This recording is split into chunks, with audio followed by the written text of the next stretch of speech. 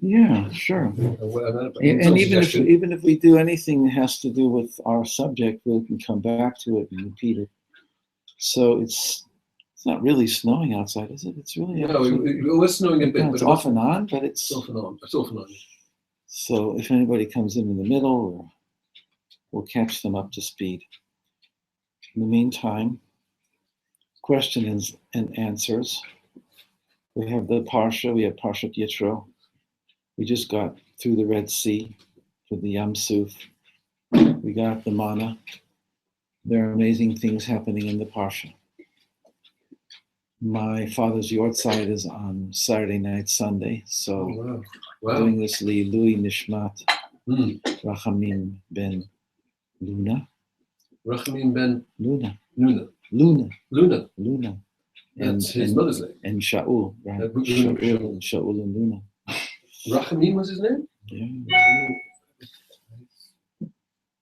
My eldest son is also Rachamim.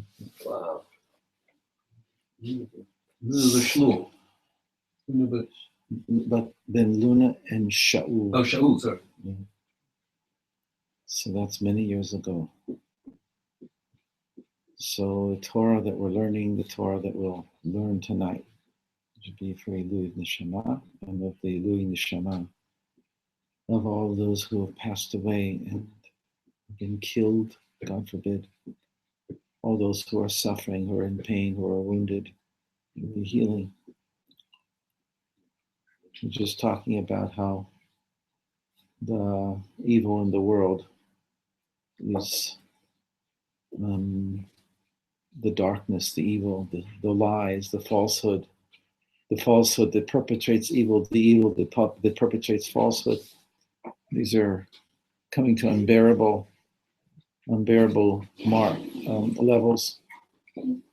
And one of the ways to offset that is to think about how Hashem is good to us. How we've just gone through Tu B'Shvat, and we're going towards Purim, and we're going towards Pesach, and we're going towards Shavuot. That He gives us a year filled with awesome movement of lift-offs that allow us to go above and to see our lives from the point of view, from a much higher point of view. When I daven in the morning, I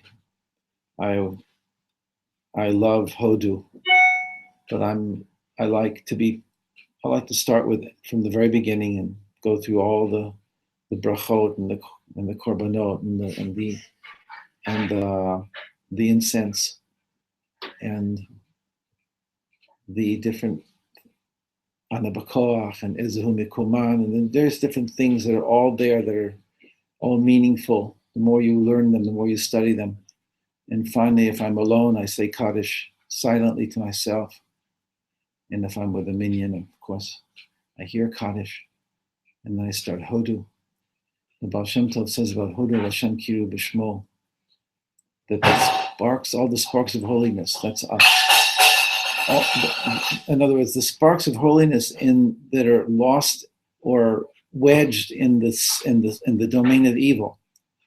And our job is to redeem them and extricate them from there. It's the same parallel as the children of Israel in Egypt.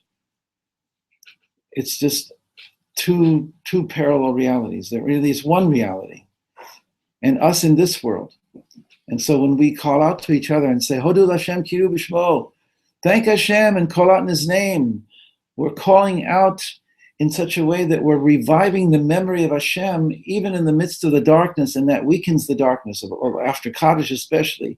It weakens the power of darkness over us and allows us to come into the light together, even if we don't come into the light immediately, but we begin to join with each other, even in the darkness. And then when we join together and call out in Hashem's name, which means it's a double meaning of the calling out in Hashem's name. Kir'u b'shmo, to call out in His name, is to call His name down into this world and to call up from this world. Whatever the case, we call out in His name, and that itself begins to bring a light into our lives. And I love it at the end of Hodu, after we say Hodu and then Kel Nakamot and our Mincha Hashem Kidilitani, these are very important pieces of the davening. Then we stand up and we say Hashem Melech, Hashem Malach, Hashem Yimloch Leolam Va'ed. So what does that mean? What do we do when we're doing that? As opposed to just saying,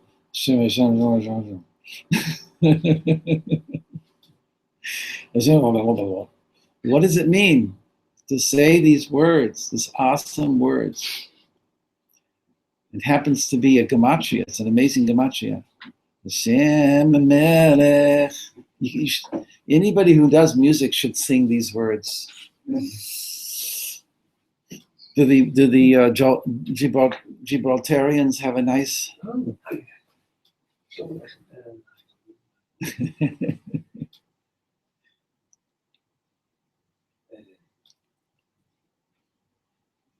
On Simchat Torah, for instance, when we say it over and over again.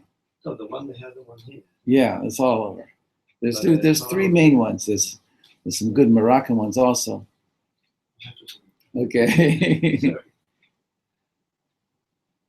One of the tunes is na na na na na na na na na na na na na na na. Hashem Melech, Hashem Malach, Hashem Yimloch Leolam Va'ed. Hashem Melech, Hashem Malach, Hashem Yimloch Leolam Va'ed. So it's good. It gives you a chance to expand a little bit. What does it mean? And Shlomo has a nice tune, which is Hashem Melech, Hashem Malach, Hashem Yimloch Leolam Va'ed. Hashem Melech, Hashem Malach, Hashem Yimloch Leolam Va'ed. Hashem Melech, Hashem Malach, Hashem Melech, Hashem Malach, Hashem Yimloch Leolam Va'ed. Hashem Melech, Hashem Malach, Hashem Melech, Hashem Malach, Hashem Yimloch Leolam Va'ed. Getting warm in here.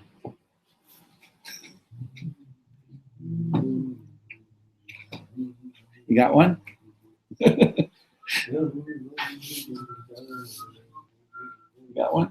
And also the way you sang it. Hashem Melech, Hashem Malach, Hashem Yimloch Leolam Va'ed.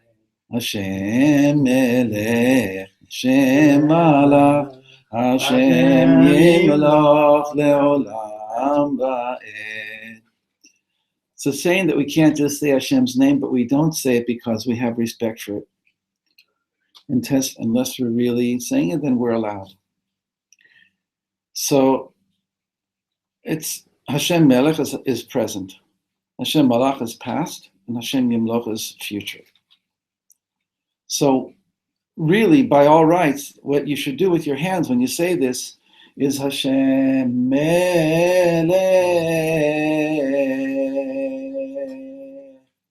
Hashem Malach, Hashem Yimloch Leolam Va'ed.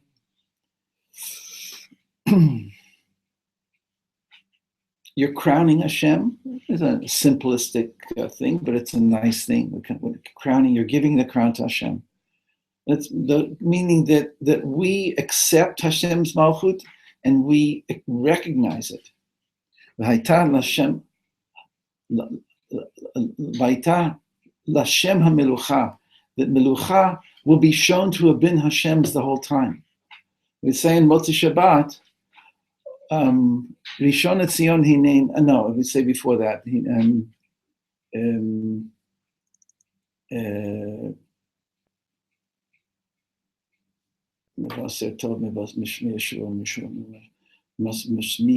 משמיע ישועה, אומר לציון מלאך אלוקייך. Hashem, there's also something that's from either the Berdichever, that Vayomru Begoyim Hashem Malach, that the nations will say, when Mashiach comes, Hashem has always reigned. They'll finally get it. Their first recognition will be that history revolved around Klal Yisrael, around Israel. And we'll get it also. Okay, so, but again, eternal present, eternal past, eternal future, or just eternal present, which spreads back into all the way to the farthest reaches of the past and spreads all the way to the farthest reaches of the future. So we're talking about, in a sense, what is equivalent in Hashem's name is called Haya Hove V'Yihye. Hashem was, Hashem is, and Hashem will be forever. In this case, it's slightly switched.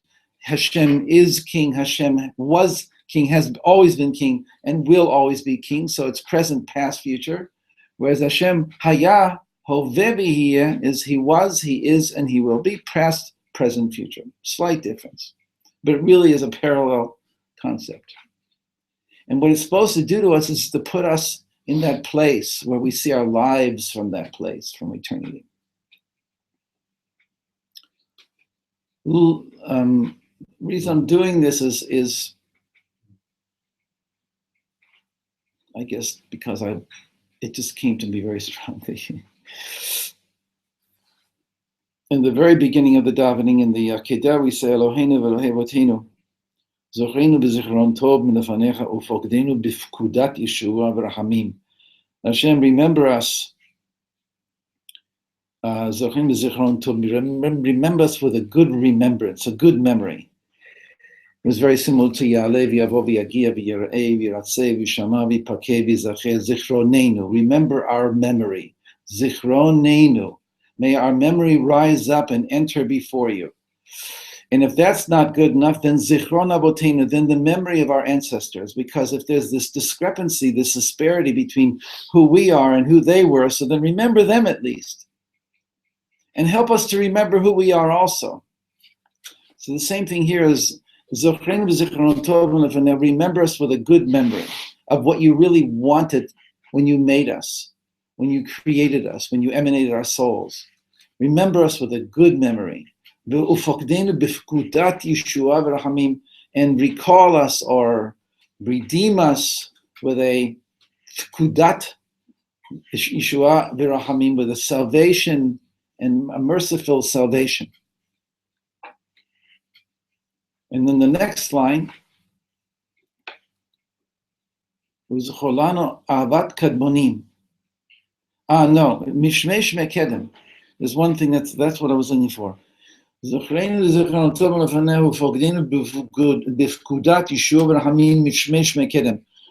us with rachamim for salvation from the Shmei Shmei Kedem, from the heavens of the heavenly heights. The heavens of heavenly heights is a poetic way of saying Adam Kadmon. From the original plan that you had for all of creation, remember us from there. And again, if there's a discrepancy, so fill in the discrepancy for us, because we're doing the best we can to remember you. So in our remembering you, we're arousing, so to speak, your memory of us.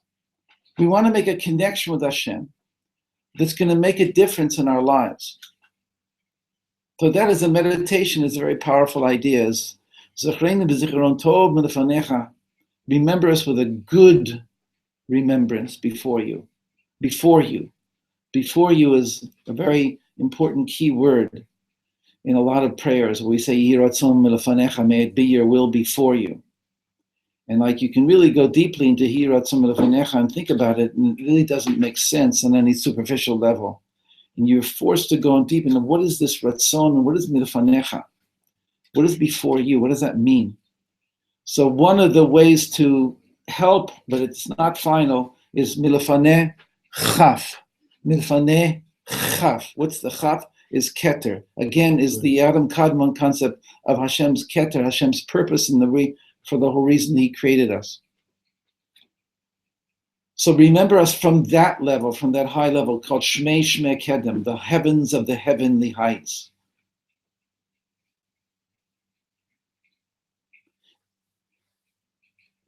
And then it says immediately after that, Uzcholanu ahavat kadmonim, and remember for us the love of the kadmonim, of the ancient ones. And we just said kedem, we just said shmei shmei kedem, the ancient heavens, right, that preceded all things. And now we're calling Abraham, Yitzhak, and Yisrael the kadmonim, because they are connected. They're the connecting link between us and Shmei Shmei Kedem and the ancient heavens.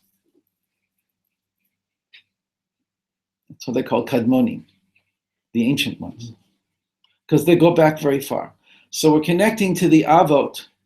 If again there's a discrepancy between us, what we could be, what we are potentially capable of being, and who we are at the moment, and that discrepancy is overcome by davening, by tefillah.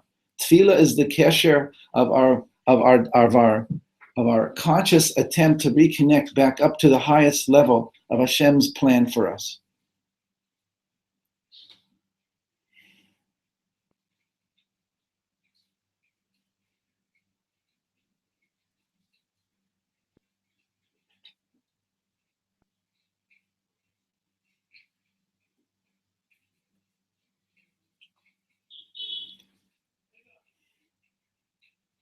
So really, when you think about it, the words that we get in the Kabbalah, from the Kabbalah of the Ari and from the Zohar, the words that are used to describe those Shmei Shmei Kedem, those upper heavens, those primordial heavens that preceded everything, that are first in Hashem's thought and will be realized at the end of the cycle.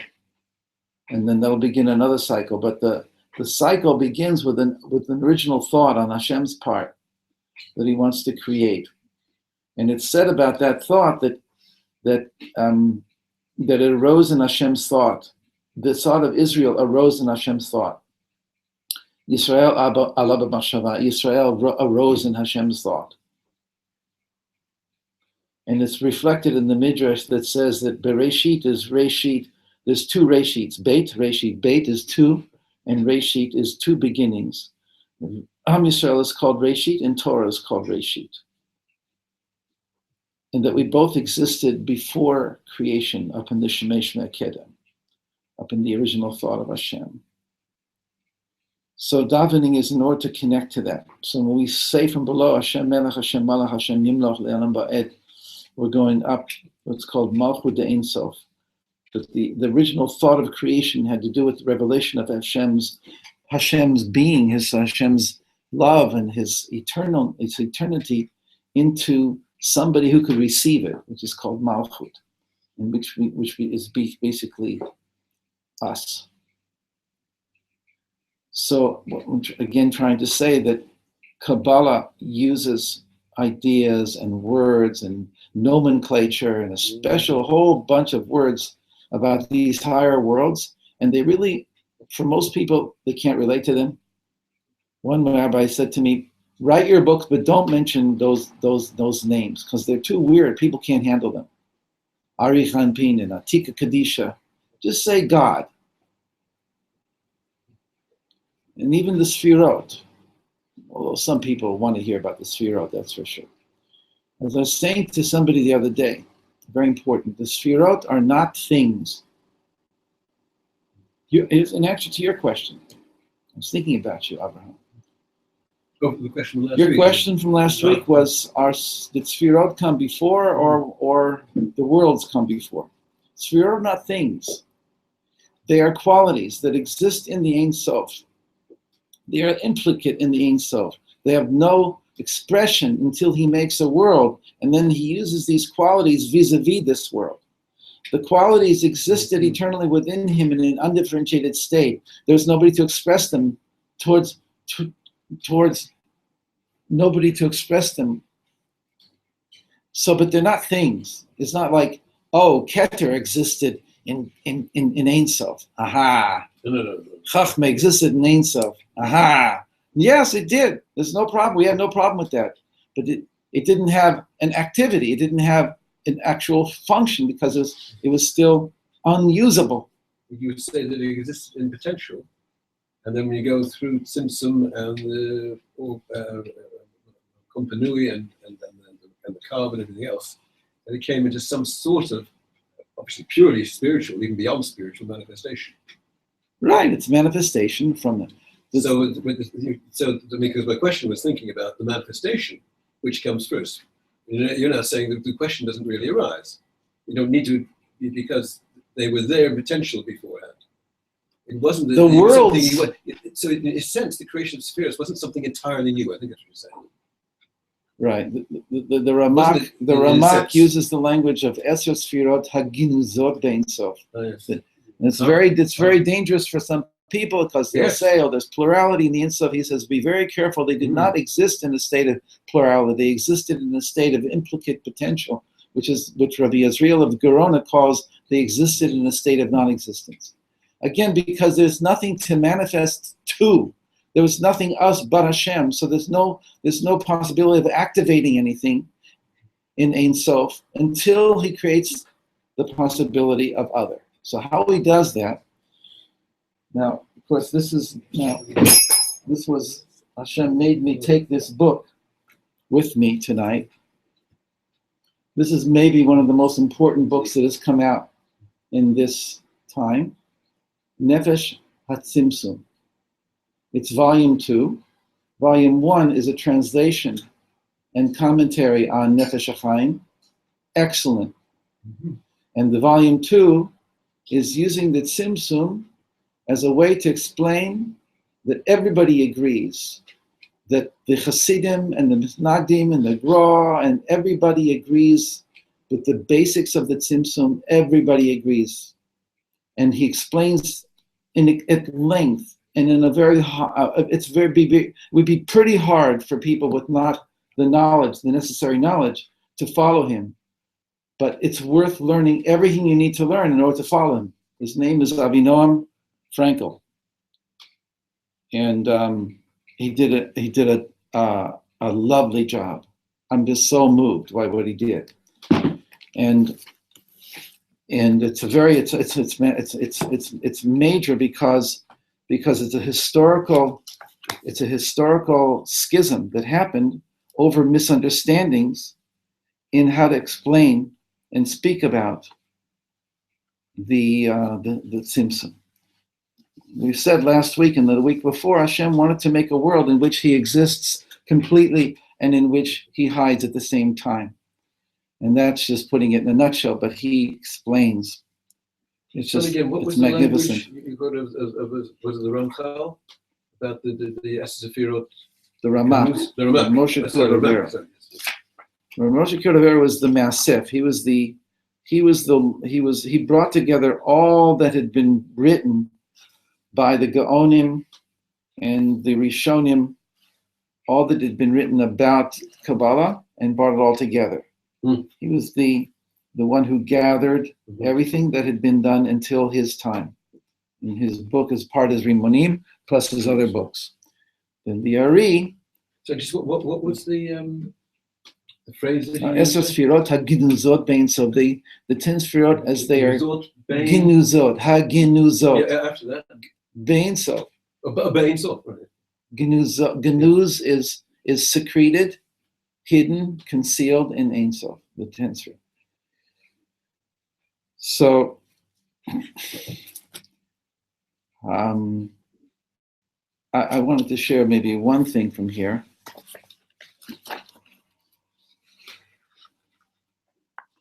But it won't even sort of be.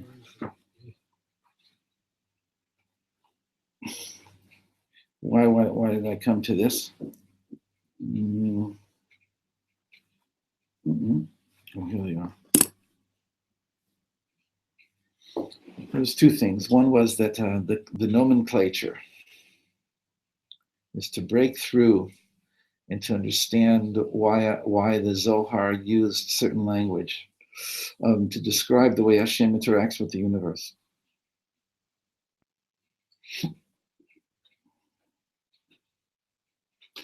What I wrote here for this class is like this. Here's two.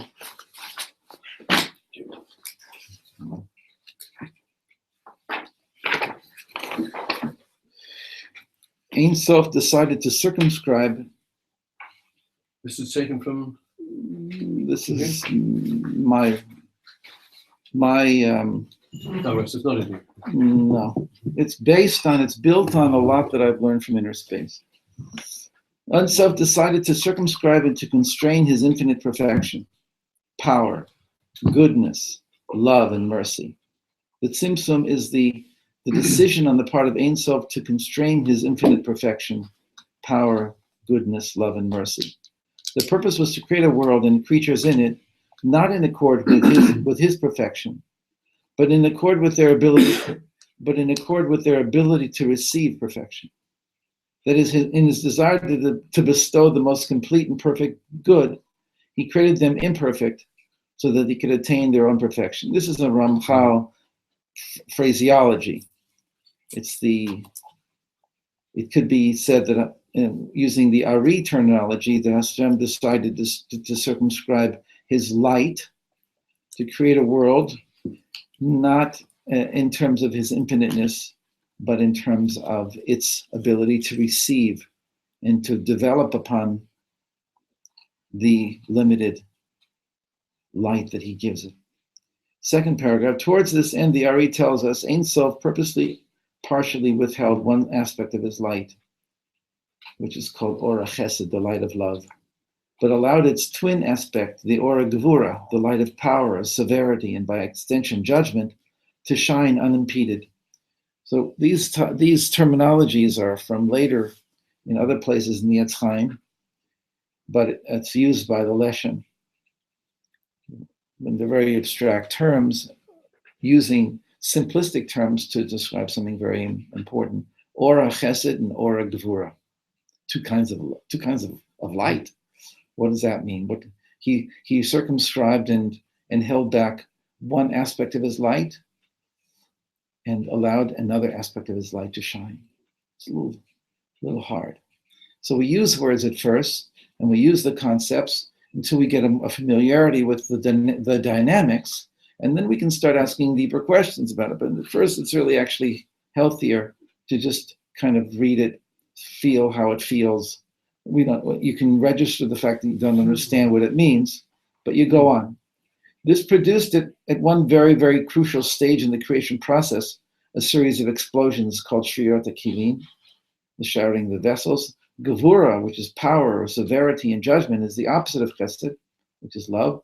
Gevura is active and volatile and explosive like fire, while Chesed is passive and serene and calm like water. In a sense, we're saying that these two qualities existed within Hashem himself, if that can be said, and that in order to move out of a state of passive calmness like water, the Ein Sof brought forth the potential within it for volatility that was always there, but that was that was not brought to the fore. So Gevura breaks apart and breaks down, expresses differences. Chesed binds and unites, and it dissolves differences. Actually, I did a whole paper once on entropy and evolution. Entropy is the force of breakdown, and evolution is the force of chesed, of building up. And that history is a combination of these two forces. So they're very fundamental forces, and Chesed and Gevurah work together. In order to bring about a creation wherein separate, distinct, and imperfect entities could exist, Chesed, the light of Ein Sof, the desire of Ein Sof to give unconditionally, moved into the background. In order to create a world of the possibility of separate, distinct, and imperfect entities, Chesed moved into the background so that Gevurah could come to the fore. The bestowal of Chesed henceforth became conditional. Now one would have to earn his place in the light by satisfying the dictates of Gevurah, of justice.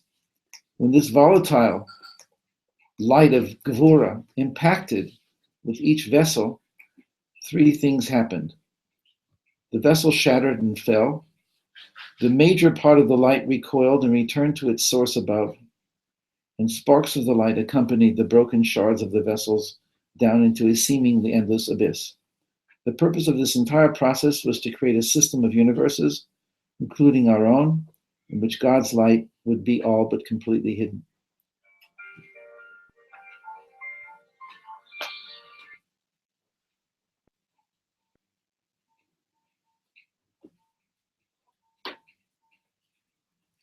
So this is, as usually, all Kabbalistic texts are very very terse. Hello, what did we just say?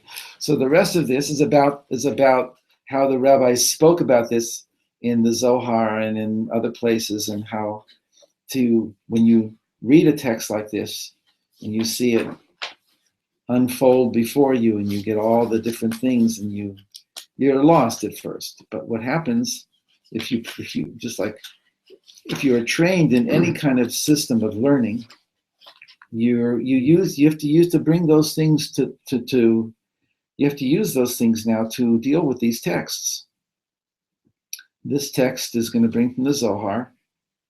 I'm going to try to the best of my ability to explain the Zohar, and then others or Midrash, and then a Zohar, to show that they are all talking about the same thing in different ways, and that eventually, when you think about it enough, it starts to come together. But if you don't think about it, if you keep saying to yourself, I don't understand this stuff, I don't know what they want from me, so you're blocking the chesed process, which is the coming together of the details. You see, it's a Kabbalistic process. It breaks, Hashem holds back his light of chesed in order that details come down to you. You then have to activate yourself to put the details together. And then the light of chesed reveals itself within you. It's not given to you as a gift. It's only as a result of your work. This is a Gemara process. This is how Gemara is learned. Gemara is a Kabbalistic process also. Is that you read a page of Gemara, you don't understand what it says, and you have all these different details, these different rabbis' names you have to think about, and which rabbi said what. And there are rabbis who make charts of a page of Gemara. And then they try and teach their students, here's what the Gemara just said. Here's a chart. Some people don't relate to charts. I never related to charts. Charts was not the way to get me. It was concepts. I need to know what the heck we're talking about. Like, hello, I don't work like that. I work another way. My mind doesn't work. You can teach me all the Gemara you want. It's not going to work because you're not talking my language. There's kinesthetics people, there's visual people, and there are audio people, or whatever, and there are feeling people. I don't know what I am. But the way I write is an attempt to bring forth information that might be useful to you. It might not be in the order that you would like it. So you have to do some work, and that's why my stuff is not what's called Reader's Digest. That's why Inner Space was not Reader's Digest. Inner Space was Rabbi Kaplan's mind at work. Anyway, without further ado, let us see some of the ancient sources for this idea. In the Midrash, this series of shatterings is described thus. And Hashem, Elohim, beheld all that he had completed, and behold, it was very good. Vayar Elohim et kol asher asa, v'nei tov ma'od, it was very good. Rabbi Avahu said, Rabbi Avahu is always his name, is a sign that you're dealing with Chokhmah. Chokhmah hanestar, the hidden wisdom of the Torah. Rabbi Abahu is a transmitter of the Kabbalistic wisdom within the Midrashic and Talmudic framework. Rabbi Abahu, because Abba. And Abba is always by us Chochmah. And Chochmah is a deeper reason behind things. Rabbi Abahu said, from here we learned that prior to our present creation, the Holy One was creating universes and destroying them. Creating universes and destroying them. He repeats it purposely. When he finally created these, he said, these are pleasing to me. Those are not. So this is a text that again says, open me up. So we had, so the phrase creating universes and destroying them is purposely repeated in order to emphasize that the same process occurred over and over again at successively lower and lower levels. He created and he destroyed. Then he created again and he destroyed. He didn't throw away what he created and then destroyed. Destroyed doesn't mean he threw it away. It means with the very thing that he destroyed, he took the pieces of it and created the next level down. And then he destroyed that. And then he used the broken pieces of that destruction, we'll call it destruction, and he now created the next level of creation. Why would he do such a thing? For a normal artisan to do this, we're not talking about a normal artisan. By the third or fourth time, you can't work with the materials anymore. They've been ruined by the fact that you've broken them apart each time. So we're not talking about that kind of we're talking about a thing where the higher universes were too good. There was too much light still. And therefore Hashem's purpose in making the world was that there has to be less of my light at every successive stage. And so therefore I'm now, as I said above, there's three stages here. One is the vessel shattered and fell. Number two is the light, the major part of the light each time recoils and goes back up. And only sparks of the light fall down with the shattered vessels. So if that's going to happen over and over again, so every time there's going to be less light. There's still so much light, though, that it takes a number of these shatterings in order to get to the Garden of Eden, which is still, for us, would be like, whoa, we'd love to go there because it's just above this world. Not even anywhere near this world yet is Gan Eden. And Gan Eden has already has come about only after many thousands of processes of this nature. Or I'm not sure thousands, but many. So that's one point. In other words, these were not merely accidental explosions, but substages of a larger plan. So I bring the footnote number 4, the commentary of Maharzu. Maharzu is obviously an acrostic, but I don't know his name. He's in every major Midrash Rabbah as a commentary. And he says, what does it mean? These are pleasing to me. Those are not pleasing to me. This is not meant to say that God regretted or changed his mind about having made those prior universes. That is not why he destroyed them. Rather, this was part of a refining process that he used to bring about the kind of world he desired, so that it could exist as it does now in its present lower state. Again, the Leshem, similarly, none of this implies a change of mind on God's part. God forbid. Rather, the entire reason for having created and destroyed those prior universes so that they could become the primal or primordial, whatever the word is, foundations and roots of the entire creation. And then one more is this was not done out of regret or change of mind, but was purposeful and intentional to bring about a lower dimensionality, as I will explain. So 3 quotes to the same effect. That again, the reason that we learn that these type of things and that the Mekubalim make it as part of their worldview is that they have now, through these texts, they have now an inbuilt, it vague at first, but more sharp and clear. The more the time goes on, they have a clear building in their mind of universes above ours that led to our universe. Our universe does not exist in the middle of nothing. It does not exist as a result of chance operations. It does not exist in and of itself. It exists as part of something greater. So when you get that, it refines your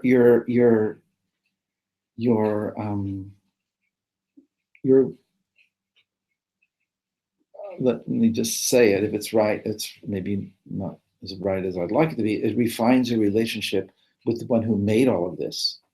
It gives you it puts some distance between you and Hashem. The immediate thing is it makes a distance between, because look at all these universes that he did in order to create this lower universe. And then he put us down here with no way to climb back up, but he did. He allowed us to know him within our lives, because there's still enough light here, even though it's undetectable at first. There's still enough light here to connect with him in the midst of our lives, hidden within our lives, in the fabric of existence itself, and all the good that he gives us. And even, it's more difficult, but even in the evil, because when the Chazal in the Midrash, in another Midrash, dealt with when Hashem saw all that he had made, behold, it was very good. The all, they say, is that what he made was called good, but the all that he made was very good, and very good, they say, includes evil. But there's a purpose for everything. When you see the totality of everything, when you see the whole picture, then evil has also its place. When they say that good is Malach Tov and evil is Malach, very good is Malach HaMavet. So good is a good angel, and very good is the angel of death. Again, the same idea. They'd say it in a very radical way. It's not that the angel of death is great. It's that when you see the totality of existence, there's a reason why Hashem made these realities for us, and that they somehow give us a more real experience of who he is, even through the death, even through the wounding, even through the pain.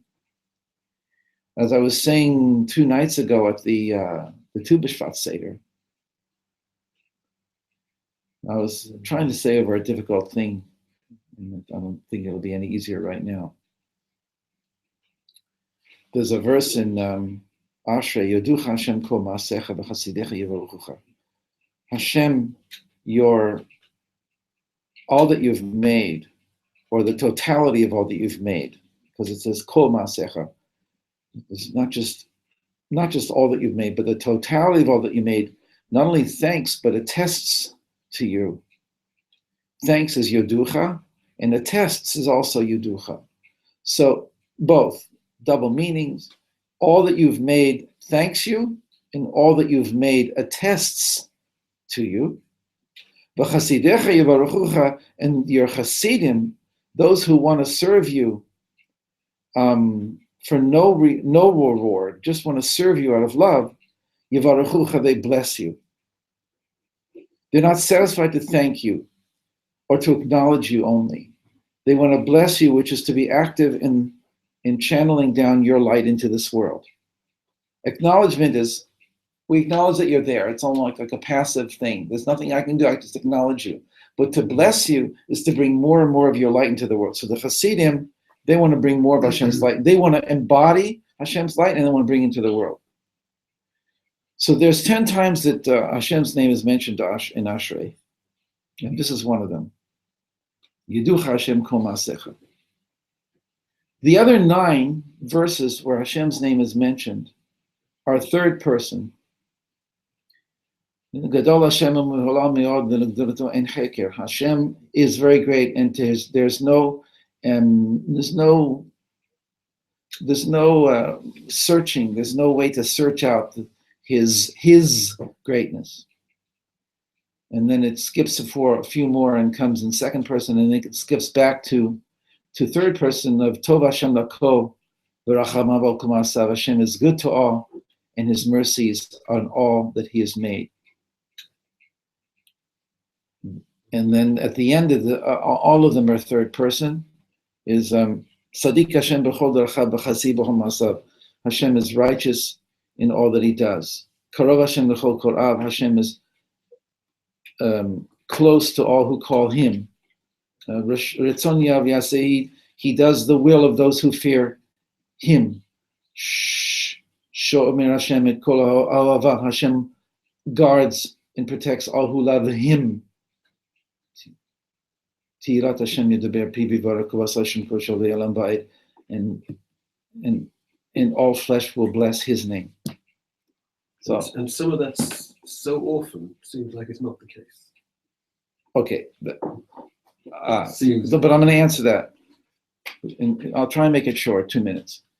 So this is interesting. The only verse with a second person direct address is Yod. Yodu Hashem Kumasecha. Hashem, all that you've made, thanks you, attests to you. Now, also there's the 10 Hashems in Ashrei have 10, are associated with 10 Sfirot. And so the Sphira associated with Yodu Hashem Kumasecha is Gevura. For whatever reason, Gevura. Hashem, Gevura, and we thank you. So the answer, the connection is a very deep thing that in Baruch Atah Hashem Hatov Shemcha U'Lecha Na'ele Hodot is the second to last bracha in the Amidah. Is the only bracha in the Amidah that ends in second person. All other brachot end parv or in third person.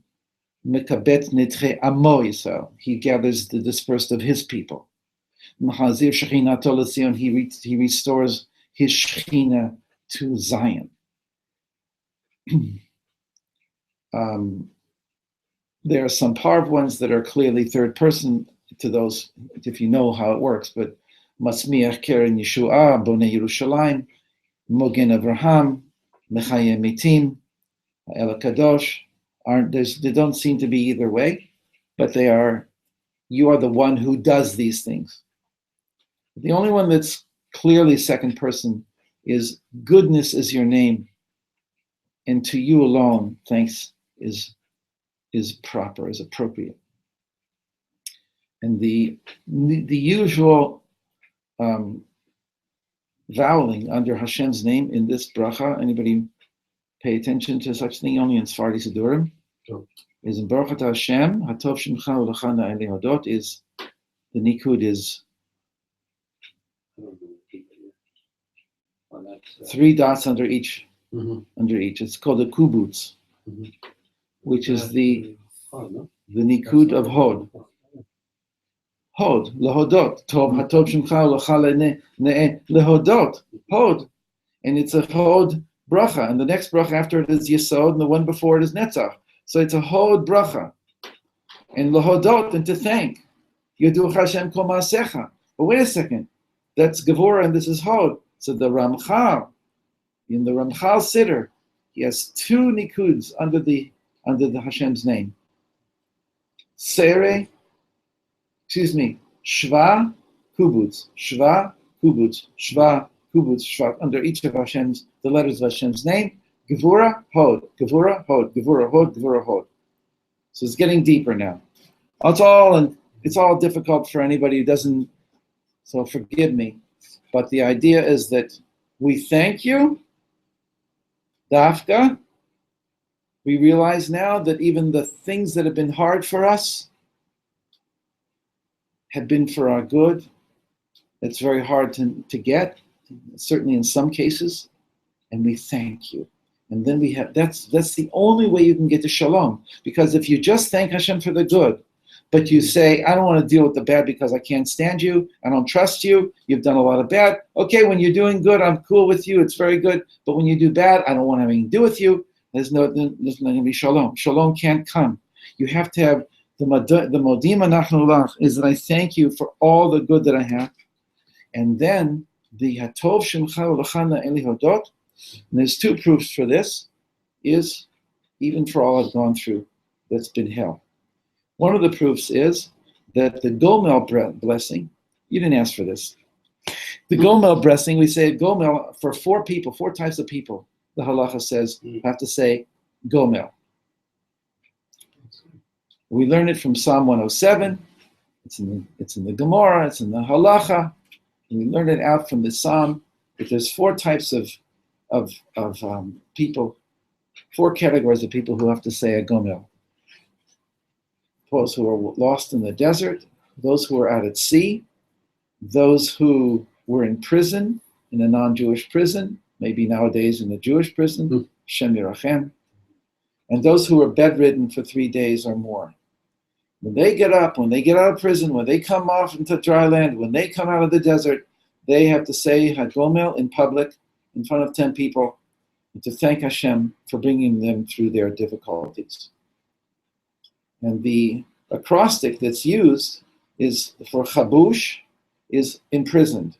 Yam, Yisurin, Yam is sea, Yisurin is afflictions, which is death, sick bed, and M is midbar. And it's Chet, Yud, Yud, Mem. Chabush, Yam, Yisurin, midbar. Spells Chaim. And they say this is hinted at in the phrase that we say just before Hatov Shimcha, L'chana Eliadot. It says, V'chol HaChaim Yodu Chasera. And all who are alive will thank you forever. Which again harks back to Yodu Hashem Kol Ma'asecha V'chasidecha Yivrochecha. So the intertwining of all these, plus the actual initials at the end of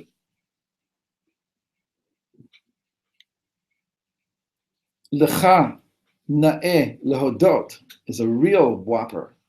The end letters of Lecha Na'eh Lehodot are Chaf, He, Taf, which are the same as the initials of Kol HaNeshama Tahalel. Chaf, He, Taf. What is this kahat? When it's turned on, it's called taka. It's a Shem Kadosh called taka. Taf, kaf, hey. And the Moshe Rabbeinu, and it says when he kills the Egyptian, the next day, the two Jews say to him, Lama takeh. And Moshe says to Datan and Aviram, Lama takeh et re'echa. Why are you hitting, you striking your friend? Takeh. So this goes on and on. Yitzhak Ginsburg, God bless him, has given Farbrengens for 12 hours on this one name. Taka. Taka. Kol neshama te'elel, every soul will praise you. Lecha na'eh lehodot, to you alone is thanks. Thanks, praise. And he says, the letters that follow Shaddai, Shin, Dalet, Yud, Shin, after Shin is Taf, after Dalet is Hey, and after Yud is Kaf. Actually, it doesn't go up. It's after Shin is Taf, after Dalet is Hey, and after Yud is Kaf. So you get these three letters again. She said, I'll end with this. It's ridiculous to do this. But Shaddai is Misha Amar LaOlamot Dai. The Gemara says, he who said die to his world. He who said enough. Stop spreading out. Because if you spread out anymore, then nobody will be able to get to me. It'll be a bureaucracy. But I want everybody, everywhere, anywhere, to be able to get directly to me. So he said, Shaddai to the concealment process of Olam, Olamo, concealment with which he made his world, so that it shouldn't be chas v'shalom a problem of not being able to directly access the existence and the presence of the Creator. Shaddai. Taka, as Rabbi Yitzhak Ginsburg said, is the letters after Shaddai. Shaddai is stop falling. It's the floor. You stop falling. But psychologically, they can continue to fall. So the Shem Taka, the name, the holy name Taka, is to bring somebody back from falling psychologically, spiritually, even further than they can fall physically. That's how I understood what he said. The point is here, in the context of what I'm saying, is that this is also how far can we fall, Hashem? How far away can we become to you? Become from you. So there's a little hint here in the fact that we're thanking you, even though we've fallen, because you're giving us a chance to come back to you in a way that we could never do if we had never fallen. And as a result of this, Yeshayahu said, Odecha Adonai ki anachta bi, I thank you, Hashem, though you have been angry at me. So this is the Ramchal's Torah where he goes over and over on this. And it's Dafka, therefore, the Ramchal who would put the Gevura Hod. The Gevura is that Hod is I thank you. Hod is that I felt the fury of your anger and of your Gevura, and still I know, even though I know that I've experienced the dark side of the moon, but I know that I trust you. I know that you are good. Now, I can say it about myself, and I can't say it about anybody else. So we still have to suffer other people's pain. But at least for ourselves, we should know. We should be able to make peace with the master of the world. That means to go through your whole life and to ask Hashem, why? Why this? Why that? And why anything that hurts you? And to speak to Hashem about it and to do a clearing with him. I don't know why this happened. I don't know why, because out of one thing came many things. And it's very hard. But I want to tell you, I thank you for my life, because I wouldn't want to live anybody else's life. I think anybody who thinks about it would realize I don't want to live anybody else's life. For sure, it's uncertain what that would be like to be in somebody else's shoe. And the truth is, even though I've had some difficulties, but I am me in the end. And being me is what apparently you want me to be. But I just want to be a better me. Help me to be a better me. Help me to make peace with who I am. Help me to make peace with who you are. Help me to make peace with the bigger picture. I want to live my life at that level, Hashem. I'm sorry to have gone all the way over there, but it was the first time I've ever shared it or attempted to share it in public. So it's very good. maybe I have to think how to do this. So we'll end here. Shmei Shmei Kedem, Hashem Melech Hashem Malach Hashem Yom Le'olam Va'ed, the Malchut de Kedusha, the Malchut of Ein Sof, the Malchut Hashem wanted that he wants his Malchut to be revealed even here, and that his Malchut, that our recognition of that Malchut should go way up, and we should send up our ability to recognize him and to thank him from down in the depths, and to bring down his light ever more powerfully, so that he should free us from this terrible situation that we're in now, and give us a Purim that will truly be the revelation of Abba, of his higher plan, Chachma and Keter and Pesach, which is the revelation of Bina.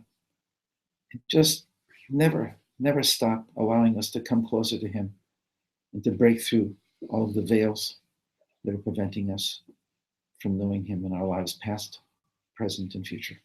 Okay. Amen. Amen.